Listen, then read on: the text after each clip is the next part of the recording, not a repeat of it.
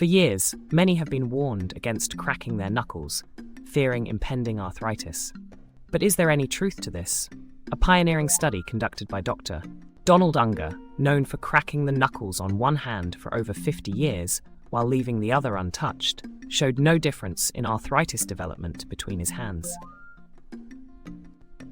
This myth seems to stem from the popping sound, which is merely the result of gas bubbles collapsing in the synovial fluid. What's even more fascinating is that while knuckle cracking won't lead to arthritis, it could lead to a slight decrease in grip strength over time.